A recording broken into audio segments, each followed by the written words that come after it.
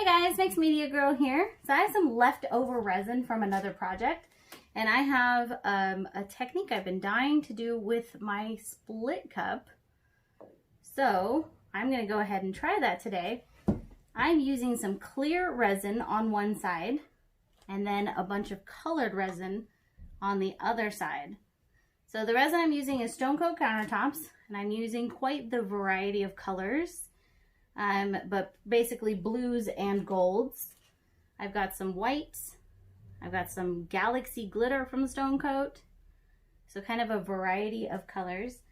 This is not a video on mixing resin, but if you are interested in such a video, I'll put a link in the description. And this is a 10-ounce cup, which is not quite enough to cover this whole 10 by 20 canvas, but it's pretty close, and then I'll just use some remaining resin on the edges as needed. Okay, so here we go. We got the color in one side, the clear in one side, and I'm so excited. I'm basically going to tree ring this. OMG. That is so exciting.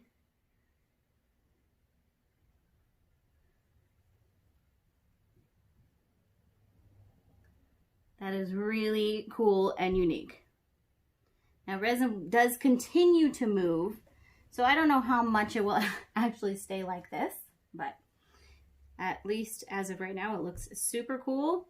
And I think this will definitely create kind of an unusual pattern that wouldn't be gotten otherwise. So I'm just taking some color and going around the edges just to use up my resin. Also, any other resin left, I'll just use in some molds. But for now, might as well use this up on this canvas. This border stuff you're not going to really see. Now, here's the thing with these cups. There's a reason why I don't recommend resin with them, which is because you can't clean it out. There's no way to clean it out. But what I would recommend doing, because it is really cool to use them with resin, is just simply put it upside down. I would elevate it on something a little bit, but allow all of the resin to drain out as much as possible. And then once it's dry, you just go ahead and reuse it. So I'm going to tilt. First, I'm going to help some of these edges along.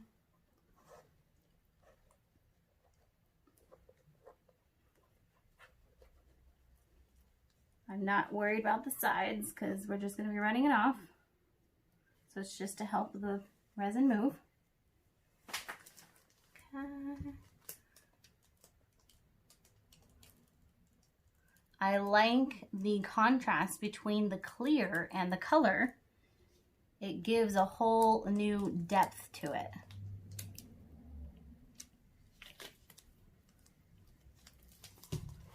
Turn this around so you guys can see.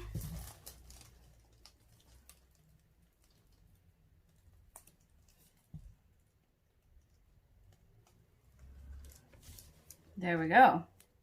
I personally think that is amazing. I am very, very happy with that.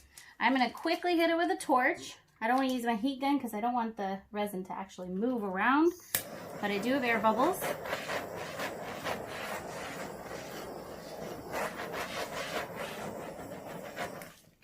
I still have actually a little spot over here that's missed on the canvas. So I'm going to use some clear. A little bit over here as well.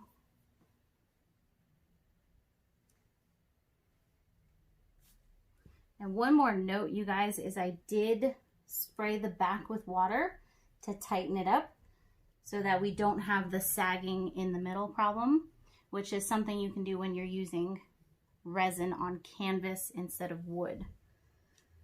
Okay, there we go. I really hope you guys enjoyed this.